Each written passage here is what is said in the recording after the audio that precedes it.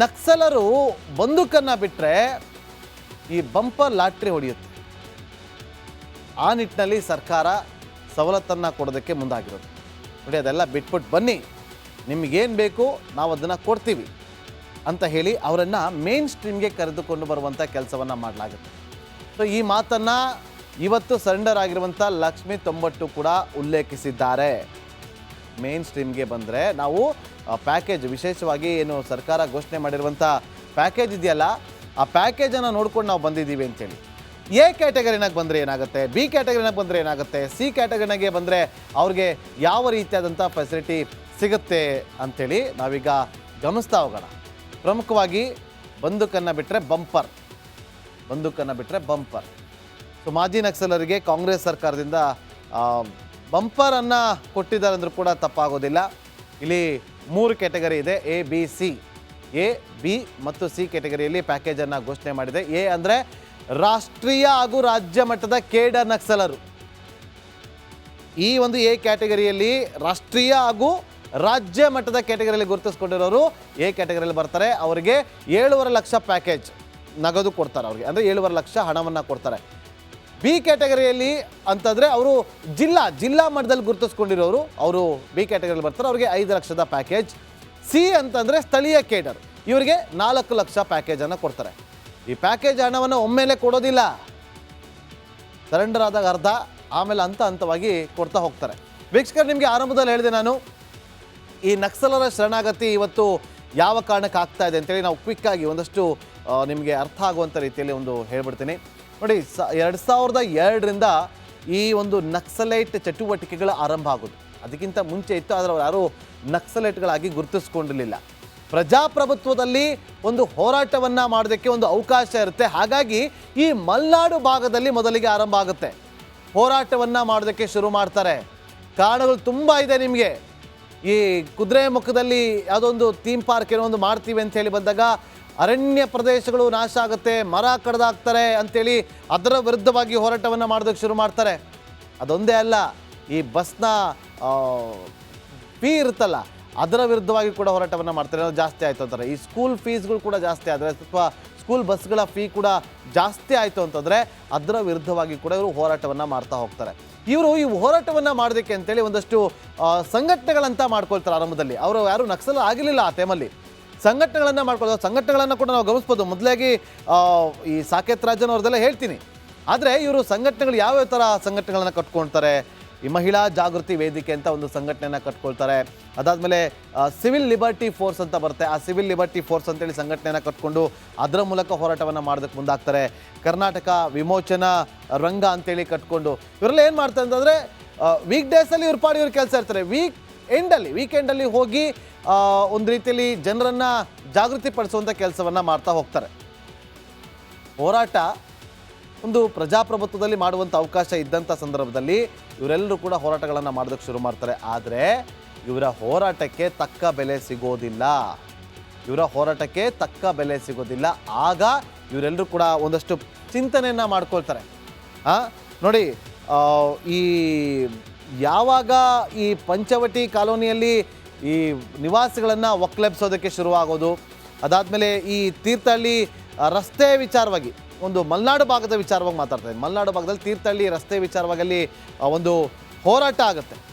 So ಆ ಹೋರಾಟವನ್ನು ಮಾಡ್ಕೊಳ್ತಾರೆ. ಅಲ್ಲಿಂದ ಶುರುವಾಗುತ್ತೆ ಈ ಒಂದು ಹೋರಾಟಗಳು. ಅದಾದಮೇಲೆ ಯಾವಾಗ ಇವ್ರಿಗೆ ಹೋರಾಟದಿಂದ ನ್ಯಾಯ ಸಿಗೋದಿಲ್ಲ ಅಂತ ಗೊತ್ತಾಗುತ್ತೋ, ಆಮೇಲೆ ಇವರು ಸಮರವನ್ನು ಸಾರೋದಕ್ಕೆ ಶುರುವಾಗ್ತಾರೆ. ಸಮರವನ್ನು ಶುರು ಮಾಡಿದಾಗ ನೋಡಿ, ನಿಮಗೆ ತುಂಬ ಜನ ಇವತ್ತು ನಕ್ಸಲೈಟ್ಗಳ ಹೆಸರುಗಳು ನೀವು ಕೇಳ್ಬೋದು. ವಿಜಯ್ ಭಾಯ್ ಇರ್ಬೋದು, ಬಾಲ್ಗೋಪ ಆಶಾ ಇರ್ಬೋದು, ವರ್ಲೆ ಸರೋಜಾ ಇರ್ಬೋದು, ಸುರೇಶ್ ನಾಯಕ್ ಇರ್ಬೋದು, ಅಜಿತ್ ಕುಸ್ಲೆ ಆಗಿರ್ಬೋದು, ಶಿವಲಿಂಗ ಇರ್ಬೋದು. ಇವರೆಲ್ಲರೂ ಕೂಡ ಒಂದು ಗುಂಪನ್ನು ಕಟ್ಕೊಂಡು ಹೋರಾಟಗಳನ್ನು ಮಾಡೋದಕ್ಕೆ ಶುರು ಮಾಡ್ತಾರೆ. ಪ್ರಮುಖವಾಗಿ ಉಮಾ ಅಣಜಿ ಕೊಲೆ ಆಗುತ್ತೆ. ಅದಾದಮೇಲೆ ನಿಮಗೆ ಪಾರ್ವತಿಯವರು ಬರ್ತಾರೆ. ಅದಾದಮೇಲೆ ಅಜೀಮಾ ಅನ್ನೋರು ಬರ್ತಾರೆ. ಈ ಪಾರ್ವತಿ ಅನ್ನೋರ್ದು ಎನ್ಕೌಂಟ್ರ್ ಆಗುತ್ತೆ. ಎನ್ಕೌಂಟ್ರ್ ಮಾಡಿದ್ದು ಯಾರು? ಮುರುಗನ್ ಅವರು. ಆವಾಗ ಅವರು SP ಆಗಿದ್ದರು ಆ ಸಂದರ್ಭದಲ್ಲಿ. ಅವರು ಎನ್ಕೌಂಟ್ರ್ ಮಾಡ್ತಾರೆ. ಎನ್ಕೌಂಟ್ರ್ ಮಾಡಾದಮೇಲೆ ಈಗ ಅವರು ಇವತ್ತು ಕೂಡ ಅವರು ಕರ್ತವ್ಯದಲ್ಲಿದ್ದಾರೆ. ADGP ಏನೋ ಆಗಿದ್ದಾರೆ ಮುರುಗನ್ ಸಾಹೇಬರು. ಅವರು ಫಸ್ಟ್ ಎನ್ಕೌಂಟ್ರ್ ಆಗೋದು. ಅಲ್ಲಿಂದ ಎಲ್ಲಿಯವರೆಗೂ ಸುಮಾರು 20 ಜನ ಬಲಿಯಾಗಿದ್ದಾರೆ, ಆ ಥರದ್ದೇನಿಲ್ಲ. ನಿರಂತರವಾಗಿ ಮಾಡ್ಕೊಂಬಂದರೆ ಯಾವ ಕಾರಣಕ್ಕೋಸ್ಕರ ಇವರು ಶುರು ಮಾಡ್ತಾರೆ ಅಂತಂದರೆ, ಯಾವಾಗ ಇವರು ಹೋರಾಟಕ್ಕೆ ನ್ಯಾಯ ಸಿಗೋದಿಲ್ವೋ ಇವರು ಒಂದಷ್ಟು ಭೂಗತರಾಗೋದಕ್ಕೆ ಶುರುವಾಗ್ತಾ ಇದ್ದಂತೆ ನಕ್ಸಲ್ ಚಟುವಟಿಕೆ ಇದೆ ಅನ್ನೋದು ಗೊತ್ತಾಗೋದೇ ಸಾಕೇತ್ ರಾಜನ್ 2002ರಿಂದ. ಅದಾದಮೇಲೆ ANS ಅಂತ ಮಾಡ್ತಾರೆ, ಆ್ಯಂಟಿ ನಕ್ಸಲ್ ಸ್ಕ್ವಾಡ್ ಅಂತ ಮಾಡ್ತಾರೆ. ಅದಾದಮೇಲೆ ANF ಅಂತ ಬರುತ್ತೆ, ಆ್ಯಂಟಿ ನಕ್ಸಲ್ ಫೋರ್ಸ್ ಅಂತ ಬರುತ್ತೆ. ಇವರೆಲ್ಲರೂ ಕೂಡ ಇನ್ಫಾರ್ಮೇಷನನ್ನು ಗ್ಯಾದರ್ ಮಾಡೋದಕ್ಕೆ ಮಾಡ್ಕೋತಾರೆ. ಒಂದು ಮರ್ಡರ್ ಆದಮೇಲೆ ಇವರು ಇನ್ಫಾರ್ಮೇಷನ್ ನಕ್ಸಲ್ ಚಟುವಟಿಕೆಗಳು ಶುರುವಾಗಿದೆ ಅನ್ನೋದು ಗೊತ್ತಾಗುತ್ತೆ. ಆ ಬಳಿಕ ಪೊಲೀಸರು ಏನು ಮಾಡ್ತಾರೆ, ನೋಡಿ ಇನ್ಫಾರ್ಮೇಷನ್ ಕೊಡಿ ಅಂತೇಳಿ ಜನರ ಹತ್ರ ಕೇಳೋದಕ್ಕೆ ಮುಂದಾಗ್ತಾರೆ. ಆಗ ಒಂದಿಷ್ಟು ಜನ ಇನ್ಫಾರ್ಮೇಷನ್ ಕೊಡೋದಕ್ಕೆ ಹೋಗ್ತಾರೆ. ಹೀಗೆ ಇನ್ಫಾರ್ಮ್ ಹೋಗುವಂಥವ್ರು ಯಾರು ಇನ್ಫಾರ್ಮ್ ಕೊಡ್ತಾರಲ್ಲ ಅವನ ಮರ್ಡರ್ ಆಗುತ್ತೆ. ಮಾಡೋದ್ಯಾರು ಇದೇ ನಕ್ಸಲೈಟ್ಸ್. ಪೊಲೀಸಿಗೆ ಇನ್ಫಾರ್ಮೇಷನ್ ಕೊಡ್ತೀರಾ ಅಂತೇಳಿ. ಸೊ ಯಾವಾಗ ಈ ಒಂದು ಮರ್ಡರ್ ಆಗುತ್ತಲ್ಲ, ಹಂತವಾಗಿ ಜನರು ಇಕ್ಕಟ್ಟಿಗೆ ಸಿಕ್ಕಾಕೋತಾರೆ. ಮಲೆನಾಡು ಭಾಗದಲ್ಲಿ ಈ ಕಡೆ ಪೊಲೀಸರಿಗೆ ಇನ್ಫಾರ್ಮೇಷನ್ ಕೊಡಂದ್ರೆ ಅವ್ರು ಕಾಟ ಕೊಡ್ತಾರೆ, ಇನ್ಫಾರ್ಮೇಷನ್ ಕೊಟ್ಟರೆ ನಕ್ಸಲೈಟ್ ಬಂದು ನಮ್ಮ ಪ್ರಾಣ ತೆಗಿತಾರೆ ಅಂತೇಳಿ ಭಯ ಶುರುವಾದಾಗ ಒಂದು ರೀತಿಯಲ್ಲಿ ಇಕ್ಕಟ್ಟಿಗೆ ಸಿಕ್ಕಾಕೋತಾರೆ. ಆಗ ನಕ್ಸಲೈಟ್ಸ್ ಏನು ಮಾಡ್ತಾರೆ, ಅವರಲ್ಲಿ 2 ಬಣಗಳಾಗೋಗುತ್ತೆ. 2 ಬಣಗಳಾಗಿ ಅಲ್ಲಿ ಮಂದಗತಿ ಬಣ ಅಂತ ಆಗುತ್ತೆ, ಮತ್ತೊಂದು ಹಾರ್ಡ್ ಕೋರ್ ಬಣ ಅಂತ ಆಗೋಗುತ್ತೆ. ಅಲ್ಲಿಂದ ಶುರುವಾಗುತ್ತೆ. 2008ರಲ್ಲಿ ಒಂದು ಎನ್ಕೌಂಟರ್ ಶುರುವಾಗುತ್ತೆ. 2002ರಿಂದ ನಿಮ್ಗೆ ಹೇಳ್ಕೊಂಡು ಬಂದಿದ್ದೀನಿ. ಸೊ ಟೈಮ್ ಇಲ್ಲ, ಆದರೂ ಕೂಡ ಇವತ್ತಿನವರೆಗೂ ಕೂಡ 8 ಜನ ನಕ್ಸಲ್ ಈ ತಿಂಗಳಲ್ಲಿ ಸರೆಂಡರ್ ಆಗಿದ್ದಾರೆ. ತುಂಬ ಇಂಟ್ರೆಸ್ಟಿಂಗ್ ಸ್ಟೋರಿಗಳಿದೆ, ಪುಟಗಟ್ಟಲೆ ಬರೀತಾ ಹೋಗ್ಬೋದು ಇದೆಲ್ಲವನ್ನು ಕೂಡ. ಆದರೆ ಇದು ಅರ್ಥ ಆಗೋದು ತುಂಬ ಕಡಿಮೆ. ಪ್ರಜಾಪ್ರಭುತ್ವದಲ್ಲಿ ಹೋರಾಟವನ್ನು ಮಾಡೋದಕ್ಕೆ ಅಂತ ಬಂದಂಥವರು ಭೂಗತರಾಗ್ತಾರೆ, ನಕ್ಸಲೈಟ್ಸ್ ಆಗ್ತಾರೆ. ಈಗ ಎನ್ಕೌಂಟರ್ ಆದಮೇಲೆ ವಿಕ್ರಮ್ಗೌಡ ಎನ್ಕೌಂಟರ್ ಆದ ಬಳಿಕ ಇವರು ಬೇರೆ ಬೇರೆ ರಾಜ್ಯಗಳಿಗೆ ಹೋಗೋಕ್ಕೆ ಶುರು ಮಾಡ್ತಾರೆ, ಕೇರಳಗೆ. ಆದರೆ ಅದು ಆಗೋದಿಲ್ಲ. ಹಾಗಾಗಿ ಬಂದು ಸರೆಂಡರ್ ಆಗಿದ್ದಾರೆ. ಪ್ಯಾಕೇಜ್ ಕೂಡ ಒಂದು ಕಾರಣ ಇರ್ಬೋದು. ಇಲ್ಲಿ ನೋಡೋಣ, ಈ ನಕ್ಸಲರು ಬಂದೂಕನ್ನು ಬಿಟ್ಟರೆ ಈ ಬಂಪರ್ ಲಾಟ್ರಿ ಹೊಡೆಯುತ್ತೆ. ಆ ನಿಟ್ಟಿನಲ್ಲಿ ಸರ್ಕಾರ ಸವಲತ್ತನ್ನು ಕೊಡೋದಕ್ಕೆ ಮುಂದಾಗಿರೋದು. ನೋಡಿ, ಅದೆಲ್ಲ ಬಿಟ್ಬಿಟ್ಟು ಬನ್ನಿ, ನಿಮಗೇನು ಬೇಕು ನಾವು ಅದನ್ನು ಕೊಡ್ತೀವಿ ಅಂತ ಹೇಳಿ ಅವರನ್ನು ಮೇನ್ ಸ್ಟ್ರೀಮ್ಗೆ ಕರೆದುಕೊಂಡು ಬರುವಂಥ ಕೆಲಸವನ್ನು ಮಾಡಲಾಗುತ್ತೆ. ಸೊ ಈ ಮಾತನ್ನು ಇವತ್ತು ಸರೆಂಡರ್ ಆಗಿರುವಂಥ ಲಕ್ಷ್ಮೀ ತೊಂಬಟ್ಟು ಕೂಡ ಉಲ್ಲೇಖಿಸಿದ್ದಾರೆ. ಮೇನ್ ಸ್ಟ್ರೀಮ್ಗೆ ಬಂದರೆ ನಾವು ಪ್ಯಾಕೇಜ್, ವಿಶೇಷವಾಗಿ ಏನು ಸರ್ಕಾರ ಘೋಷಣೆ ಮಾಡಿರುವಂಥ ಪ್ಯಾಕೇಜ್ ಇದೆಯಲ್ಲ, ಆ ಪ್ಯಾಕೇಜನ್ನು ನೋಡ್ಕೊಂಡು ನಾವು ಬಂದಿದ್ದೀವಿ ಅಂತೇಳಿ. ಎ ಕ್ಯಾಟಗರಿನಾಗ ಬಂದರೆ ಏನಾಗುತ್ತೆ, ಬಿ ಕ್ಯಾಟಗರಿನಾಗ ಬಂದರೆ ಏನಾಗುತ್ತೆ, ಸಿ ಕ್ಯಾಟಗರಿನಾಗೆ ಬಂದರೆ ಅವ್ರಿಗೆ ಯಾವ ರೀತಿಯಾದಂಥ ಫೆಸಿಲಿಟಿ ಸಿಗುತ್ತೆ ಅಂಥೇಳಿ ನಾವೀಗ ಗಮನಿಸ್ತಾ ಹೋಗೋಣ. ಪ್ರಮುಖವಾಗಿ ಬಂದೂಕನ್ನು ಬಿಟ್ಟರೆ ಬಂಪರ್. ಸೊ ಮಾಜಿ ನಕ್ಸಲರಿಗೆ ಕಾಂಗ್ರೆಸ್ ಸರ್ಕಾರದಿಂದ ಬಂಪರನ್ನು ಕೊಟ್ಟಿದ್ದಾರೆ ಅಂದರೂ ಕೂಡ ತಪ್ಪಾಗೋದಿಲ್ಲ. ಇಲ್ಲಿ 3 ಕ್ಯಾಟಗರಿ ಇದೆ, A B C. A, B ಮತ್ತು ಸಿ ಕ್ಯಾಟಗರಿಯಲ್ಲಿ ಪ್ಯಾಕೇಜನ್ನು ಘೋಷಣೆ ಮಾಡಿದೆ. ಎ ಅಂದರೆ ರಾಷ್ಟ್ರೀಯ ಹಾಗೂ ರಾಜ್ಯ ಮಟ್ಟದ ಕೇಡರ್ ನಕ್ಸಲರು. ಈ ಒಂದು ಎ ಕ್ಯಾಟಗರಿಯಲ್ಲಿ ರಾಷ್ಟ್ರೀಯ ಹಾಗೂ ರಾಜ್ಯ ಮಟ್ಟದ ಕ್ಯಾಟಗರಿಯಲ್ಲಿ ಗುರುತಿಸ್ಕೊಂಡಿರೋರು ಎ ಕ್ಯಾಟಗರಿಯಲ್ಲಿ ಬರ್ತಾರೆ. ಅವರಿಗೆ 7.5 ಲಕ್ಷ ಪ್ಯಾಕೇಜ್ ನಗದು ಕೊಡ್ತಾರೆ. ಅವ್ರಿಗೆ ಅಂದರೆ 7.5 ಲಕ್ಷ ಹಣವನ್ನು ಕೊಡ್ತಾರೆ. ಬಿ ಕ್ಯಾಟಗರಿಯಲ್ಲಿ ಅಂತಂದರೆ ಅವರು ಜಿಲ್ಲಾ ಮಟ್ಟದಲ್ಲಿ ಗುರುತಿಸ್ಕೊಂಡಿರೋರು, ಅವರು ಬಿ ಕ್ಯಾಟಗರಿಯಲ್ಲಿ ಬರ್ತಾರೆ. ಅವರಿಗೆ 5 ಲಕ್ಷದ ಪ್ಯಾಕೇಜ್. ಸಿ ಅಂತಂದರೆ ಸ್ಥಳೀಯ ಕೇಡರ್, ಇವರಿಗೆ 4 ಲಕ್ಷ ಪ್ಯಾಕೇಜನ್ನು ಕೊಡ್ತಾರೆ. ಈ ಪ್ಯಾಕೇಜ್ ಹಣವನ್ನು ಒಮ್ಮೆಲೆ ಕೊಡೋದಿಲ್ಲ, ಸರೆಂಡರ್ ಆದಾಗ ಅರ್ಧ, ಆಮೇಲೆ ಹಂತವಾಗಿ ಕೊಡ್ತಾ ಹೋಗ್ತಾರೆ.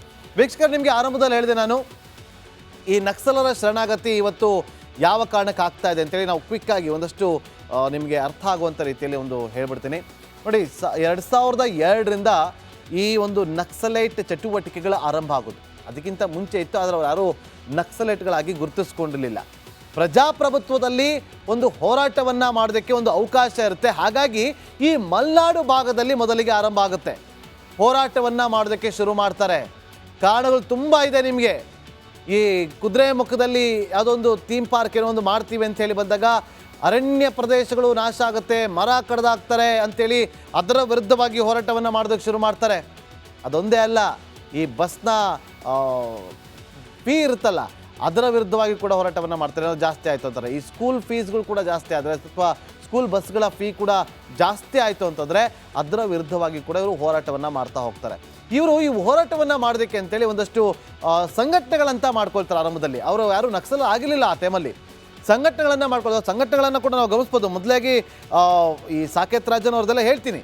ಆದರೆ ಇವರು ಸಂಘಟನೆಗಳು ಯಾವ್ಯಾವ ಥರ ಸಂಘಟನೆಗಳನ್ನು ಕಟ್ಕೊಳ್ತಾರೆ, ಈ ಮಹಿಳಾ ಜಾಗೃತಿ ವೇದಿಕೆ ಅಂತ ಒಂದು ಸಂಘಟನೆಯನ್ನು ಕಟ್ಕೊಳ್ತಾರೆ.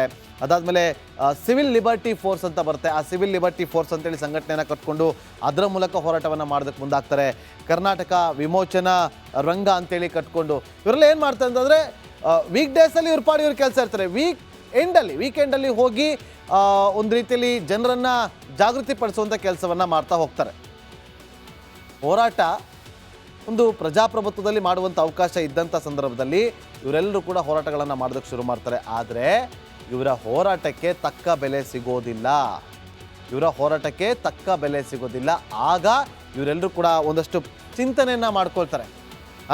ನೋಡಿ, ಈ ಯಾವಾಗ ಈ ಪಂಚವಟಿ ಕಾಲೋನಿಯಲ್ಲಿ ಈ ನಿವಾಸಿಗಳನ್ನು ಒಕ್ಕಲೆಬ್ಸೋದಕ್ಕೆ ಶುರುವಾಗೋದು, ಅದಾದಮೇಲೆ ಈ ತೀರ್ಥಹಳ್ಳಿ ರಸ್ತೆ ವಿಚಾರವಾಗಿ, ಒಂದು ಮಲೆನಾಡು ಭಾಗದ ವಿಚಾರವಾಗಿ ಮಾತಾಡ್ತಾರೆ. ಮಲೆನಾಡು ಭಾಗದಲ್ಲಿ ತೀರ್ಥಹಳ್ಳಿ ರಸ್ತೆ ವಿಚಾರವಾಗಿ ಅಲ್ಲಿ ಒಂದು ಹೋರಾಟ ಆಗುತ್ತೆ. ಸೊ ಆ ಹೋರಾಟವನ್ನು ಮಾಡ್ಕೊಳ್ತಾರೆ. ಅಲ್ಲಿಂದ ಶುರುವಾಗುತ್ತೆ ಈ ಒಂದು ಹೋರಾಟಗಳು.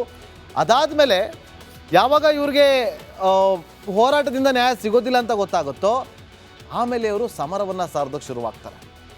ಸಮರವನ್ನು ಶುರು ಮಾಡಿದಾಗ ನೋಡಿ, ನಿಮಗೆ ತುಂಬ ಜನ ಇವತ್ತು ನಕ್ಸಲೈಟ್ಗಳ ಹೆಸರುಗಳು ನೀವು ಕೇಳ್ಬೋದು. ವಿಜಯ್ ಭಾಯ್ ಇರ್ಬೋದು, ಬಾಲ್ಗೋಪ ಆಶಾ ಇರ್ಬೋದು, ವರ್ಲೆ ಸರೋಜಾ ಇರ್ಬೋದು, ಸುರೇಶ್ ನಾಯಕ್ ಇರ್ಬೋದು, ಅಜಿತ್ ಕುಸ್ಲೆ ಇರ್ಬೋದು, ಶಿವಲಿಂಗ ಇರ್ಬೋದು. ಇವರೆಲ್ಲರೂ ಕೂಡ ಒಂದು ಗುಂಪನ್ನು ಕಟ್ಕೊಂಡು ಹೋರಾಟಗಳನ್ನು ಮಾಡೋದಕ್ಕೆ ಶುರು ಮಾಡ್ತಾರೆ. ಪ್ರಮುಖವಾಗಿ ಉಮಾ ಅಣಜಿ ಕೊಲೆ ಆಗುತ್ತೆ. ಅದಾದಮೇಲೆ ನಿಮಗೆ ಪಾರ್ವತಿಯವರು ಬರ್ತಾರೆ, ಅದಾದಮೇಲೆ ಅಜೀಮಾ ಅನ್ನೋರು ಬರ್ತಾರೆ. ಈ ಪಾರ್ವತಿ ಅನ್ನೋರ್ದು ಎನ್ಕೌಂಟ್ರ್ ಆಗುತ್ತೆ. ಎನ್ಕೌಂಟ್ರ್ ಮಾಡಿದ್ದು ಯಾರು? ಮುರುಗನ್ ಅವರು. ಆವಾಗ ಅವರು SP ಆಗಿದ್ದರು. ಆ ಸಂದರ್ಭದಲ್ಲಿ ಅವರು ಎನ್ಕೌಂಟ್ರ್ ಮಾಡ್ತಾರೆ. ಎನ್ಕೌಂಟ್ರ್ ಮಾಡಾದಮೇಲೆ ಈಗ ಅವರು ಇವತ್ತು ಕೂಡ ಅವರು ಕರ್ತವ್ಯದಲ್ಲಿದ್ದಾರೆ. ADGP ಏನೋ ಆಗಿದ್ದಾರೆ ಮುರುಗನ್ ಸಾಹೇಬರು. ಅವರು ಫಸ್ಟ್ ಎನ್ಕೌಂಟ್ರ್ ಆಗೋದು. ಅಲ್ಲಿಂದ ಎಲ್ಲಿವರೆಗೂ ಸುಮಾರು 20 ಜನ ಬಲಿಯಾಗಿದ್ದಾರೆ. ಆ ಥರದ್ದೇನಿಲ್ಲ, ನಿರಂತರವಾಗಿ ಮಾಡ್ಕೊಂಬಂದರೆ. ಯಾವ ಕಾರಣಕ್ಕೋಸ್ಕರ ಇವರು ಶುರು ಮಾಡ್ತಾರೆ ಅಂತಂದರೆ, ಯಾವಾಗ ಇವರ ಹೋರಾಟಕ್ಕೆ ನ್ಯಾಯ ಸಿಗೋದಿಲ್ವೋ ಇವರು ಒಂದಷ್ಟು ಭೂಗತರಾಗೋದಕ್ಕೆ ಶುರುವಾಗ್ತಾ ಇದ್ದಂತೆ ನಕ್ಸಲ್ ಚಟುವಟಿಕೆ ಇದೆ ಅನ್ನೋದು ಗೊತ್ತಾಗೋದೇ ಸಾಕೇತ್ ರಾಜನ್ 2002ರಿಂದ. ಅದಾದಮೇಲೆ ANS ಅಂತ ಮಾಡ್ತಾರೆ, ಆ್ಯಂಟಿ ನಕ್ಸಲ್ ಸ್ಕ್ವಾಡ್ ಅಂತ ಮಾಡ್ತಾರೆ. ಅದಾದಮೇಲೆ ANF ಅಂತ ಬರುತ್ತೆ, ಆ್ಯಂಟಿ ನಕ್ಸಲ್ ಫೋರ್ಸ್ ಅಂತ ಬರುತ್ತೆ. ಇವರೆಲ್ಲರೂ ಕೂಡ ಇನ್ಫಾರ್ಮೇಷನನ್ನು ಗ್ಯಾದರ್ ಮಾಡೋದಕ್ಕೆ ಮಾಡ್ಕೋತಾರೆ. ಒಂದು ಮರ್ಡರ್ ಆದಮೇಲೆ ಇವರು ಇನ್ಫಾರ್ಮೇಷನ್, ನಕ್ಸಲ್ ಚಟುವಟಿಕೆಗಳು ಶುರುವಾಗಿದೆ ಅನ್ನೋದು ಗೊತ್ತಾಗುತ್ತೆ. ಆ ಬಳಿಕ ಪೊಲೀಸರು ಏನು ಮಾಡ್ತಾರೆ, ನೋಡಿ ಇನ್ಫಾರ್ಮೇಷನ್ ಕೊಡಿ ಅಂತೇಳಿ ಜನರ ಹತ್ರ ಕೇಳೋದಕ್ಕೆ ಮುಂದಾಗ್ತಾರೆ. ಆಗ ಒಂದಿಷ್ಟು ಜನ ಇನ್ಫಾರ್ಮೇಷನ್ ಕೊಡೋದಕ್ಕೆ ಹೋಗ್ತಾರೆ. ಹೀಗೆ ಇನ್ಫಾರ್ಮ್ ಹೋಗುವಂಥವ್ರು ಯಾರು ಇನ್ಫಾರ್ಮ್ ಕೊಡ್ತಾರಲ್ಲ ಅವನ ಮರ್ಡರ್ ಆಗುತ್ತೆ. ಮಾಡೋದ್ಯಾರು ಇದೇ ನಕ್ಸಲೈಟ್ಸ್. ಪೊಲೀಸ್ಗೆ ಇನ್ಫಾರ್ಮೇಷನ್ ಕೊಡ್ತೀರಾ ಅಂತೇಳಿ. ಸೊ ಯಾವಾಗ ಈ ಒಂದು ಮರ್ಡರ್ ಆಗುತ್ತಲ್ಲ, ಹಂತವಾಗಿ ಜನರು ಇಕ್ಕಟ್ಟಿಗೆ ಸಿಕ್ಕಾಕೋತಾರೆ. ಮಲೆನಾಡು ಭಾಗದಲ್ಲಿ ಈ ಕಡೆ ಪೊಲೀಸರಿಗೆ ಇನ್ಫಾರ್ಮೇಷನ್ ಕೊಡಂದ್ರೆ ಅವ್ರು ಕಾಟ ಕೊಡ್ತಾರೆ. ಇನ್ಫಾರ್ಮೇಷನ್ ಕೊಟ್ಟರೆ ನಕ್ಸಲೈಟ್ ಬಂದು ನಮ್ಮ ಪ್ರಾಣ ತೆಗಿತಾರೆ ಅಂತೇಳಿ ಭಯ ಶುರುವಾದಾಗ ಒಂದು ರೀತಿಯಲ್ಲಿ ಇಕ್ಕಟ್ಟಿಗೆ ಸಿಕ್ಕಾಕೋತಾರೆ. ಆಗ ನಕ್ಸಲೈಟ್ಸ್ ಏನು ಮಾಡ್ತಾರೆ, ಅವರಲ್ಲಿ 2 ಬಣಗಳಾಗೋಗುತ್ತೆ. 2 ಬಣಗಳಾಗಿ ಅಲ್ಲಿ ಮಂದಗತಿ ಬಣ ಅಂತ ಆಗುತ್ತೆ, ಮತ್ತೊಂದು ಹಾರ್ಡ್ ಕೋರ್ ಬಣ ಅಂತ ಆಗೋಗುತ್ತೆ. ಅಲ್ಲಿಂದ ಶುರುವಾಗುತ್ತೆ. 2008ರಲ್ಲಿ ಒಂದು ಎನ್ಕೌಂಟ್ರ್ ಶುರುವಾಗುತ್ತೆ. 2002ರಿಂದ ನಿಮ್ಗೆ ಹೇಳ್ಕೊಂಡು ಬಂದಿದ್ದೀನಿ. ಸೊ ಟೈಮ್ ಇಲ್ಲ, ಆದರೂ ಕೂಡ ಇವತ್ತಿನವರೆಗೂ ಕೂಡ 8 ಜನ ನಕ್ಸಲ್ ಈ ತಿಂಗಳಲ್ಲಿ ಸರೆಂಡರ್ ಆಗಿದ್ದಾರೆ. ತುಂಬ ಇಂಟ್ರೆಸ್ಟಿಂಗ್ ಸ್ಟೋರಿಗಳಿದೆ, ಪುಟಗಟ್ಟಲೆ ಬರೀತಾ ಹೋಗ್ಬೋದು ಇದೆಲ್ಲವನ್ನು ಕೂಡ. ಆದರೆ ಇದು ಅರ್ಥ ಆಗೋದು ತುಂಬ ಕಡಿಮೆ. ಪ್ರಜಾಪ್ರಭುತ್ವದಲ್ಲಿ ಹೋರಾಟವನ್ನು ಮಾಡೋದಕ್ಕೆ ಅಂತ ಬಂದಂಥವರು ಭೂಗತರಾಗ್ತಾರೆ, ನಕ್ಸಲೈಟ್ಸ್ ಆಗ್ತಾರೆ. ಈಗ ಎನ್ಕೌಂಟ್ರ್ ಆದಮೇಲೆ, ವಿಕ್ರಮ್ಗೌಡ ಎನ್ಕೌಂಟ್ರ್ ಆದ ಬಳಿಕ ಇವರು ಬೇರೆ ರಾಜ್ಯಗಳಿಗೆ ಹೋಗೋಕ್ಕೆ ಶುರು ಮಾಡ್ತಾರೆ, ಕೇರಳಗೆ. ಆದರೆ ಅದು ಆಗೋದಿಲ್ಲ. ಹಾಗಾಗಿ ಬಂದು ಸರೆಂಡರ್ ಆಗಿದ್ದಾರೆ. ಪ್ಯಾಕೇಜ್ ಕೂಡ ಒಂದು ಕಾರಣ ಇರ್ಬೋದು. ಇಲ್ಲಿ ನೋಡೋಣ